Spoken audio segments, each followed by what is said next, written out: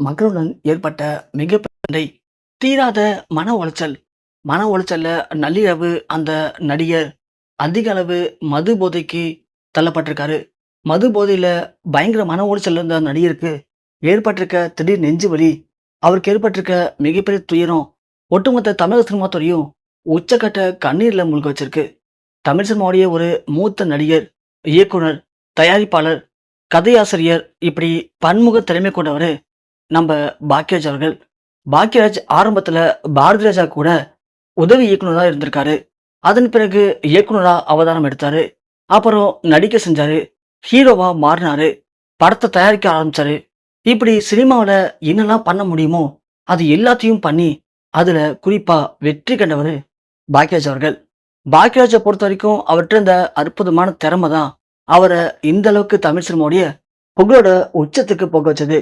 இப்படி தமிழ் சினிமாவுல அவர் பண்ண சாதனையே இல்ல. ஆனா, சினிமால இவ்ளோ சாதனை பண்ணவரு, அவருடைய சொந்த வாழ்க்கையில அவரால நிம்மதியா இருக்க முடியலையே. ஒரு மகனையும், மகளையும் பெத்து எடுத்தாரு. ஒரு நடிகைய திருமணம் பண்ணிக்கிட்டாரு.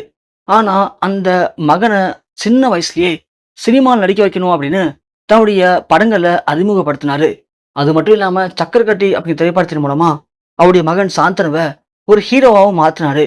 தமிழ் சினிமால பாக்யராஜ் எப்படி ஒரு பெரிய நடிகரா மாறினாரோ, அதே மாரி அவருடைய மகனால ஒரு நடிகரா மாற முடியல. அவருடைய மகனும் நெறைய படங்கள் நடிச்சிட்டாரு. ஆனா, எந்த படமும் ரசிகர்கள் எதிர்பார்க்கிற மாரியும் இல்ல. ஒரு பெரிய வெற்றியவும் தேடி தரல. இதனாலேயே அவரால தமிழ் சினிமால ஒரு பெரிய ஹீரோவா மாற முடியல. எப்படியோ தன் பையன பெரிய ஹீரோவா மாத்தணும் அப்படின்னு பாக்யராஜ் நினைக்கும்போது, சாந்தனு அத கைவிட்டுட்டு தொகுப்பாளினி கீக்கிய காதலிச்சு திருமணமும் பண்ணிக்கிட்டாரு. இது பாக்யராஜுக்கு சுத்தமா பிடிக்கல. ஸோ சினிமா கெரியர்ல இன்னும் சாதிக்கல. அதுக்குள்ள எதுக்கு உனக்கு திருமணம் அப்படின்னு பாக்யராஜ் தனது மகனை கண்டிச்சாரு. ஆனா சாந்தனு இது எதுவுமே காதுல வாங்கிக்கல, கேட்கவும் இல்ல. திருமணத்துக்கு பிறகும் சாந்தனு நிறைய போராடிட்டு இருக்காரு. இப்போ ரீசன்ட் டைம்ல சாந்தனு வைத்து படம் பண்ண எந்த ஒரு தயாரிப்பாளருமே முன் வரல. ஆனா சாந்தனுக்கு தொடர்ந்து சினிமா நடிக்கணும் அப்படிங்கிற ஆசை மட்டும் அதிகமா இருக்கு. அதனால தனது அப்பாவான பாக்யராஜ் கிட்ட போயிட்டு, எனக்குன்னு ஒரு 2, 3 கதை இருக்கு. கண்டிப்பா அந்த கதை பெரிய வெற்றி அடையும்.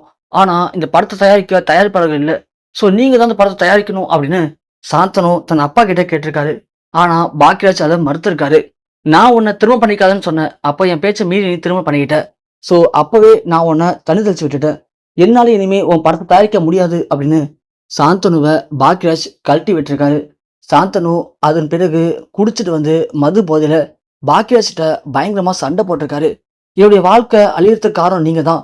ஒரு பெத்த அப்பாவா இருந்துட்டு தன் மகனுடைய முன்னேற்றத்துக்கு நீங்க குறுக்க நிக்கிறீங்க. என்னுடைய இந்த எல்லா விஷயத்துக்கு காரணம் நீங்க தான். நான் தோத்து போனதுக்கு காரணம் நீங்க தான். உங்களால நான் என் லைஃப்பை தொலைக்க போறேன் அப்படி இப்படின்னு சாந்தனு மது போதையில பாக்யராஜ கண்டபடி பேசியிருக்காரு. குடும்பத்துல இருக்கிற எல்லாரும் முன்னாடி பாக்யராஜ அசிங்கப்படுத்துற மாதிரி சாந்தனு பேசுனது பாக்யராஜுக்கு பயங்கர மன உளைச்சல் ஏற்படுத்திருக்கு. பாக்யராஜ் அப்படியே நில குலைஞ்சு போயிட்டாரு. தன் மகனே தன்னை புரிஞ்சுக்காம இவ்வளவு கேவலமா பேசிட்டான். இதுக்கு மேல நம்ம உயிர் வாழ்றதுல என்ன அர்த்தம் இருக்கு அப்படின்னு பாக்யராஜ் பயங்கர மன உளைச்சல்ல அவரும் மது குடிச்சிருக்காரு. அந்த மது போதையில திடீர்னு அவருக்கு நெஞ்சு வலி ஏற்பட்டு அவருக்கு ஏற்பட்டிருக்க மிக பெரும் பரிதாபம் ஒட்டுமொத்த பாக்யராஜ் குடும்பத்தினர்கள், தமிழ் சினிமா ரசிகர்கள், திரைப்படங்கள் அனைவரையும் உச்சக்கட்ட கண்ணீர்லையும் சோகத்திலையும் மூழ்க வச்சிருக்கு.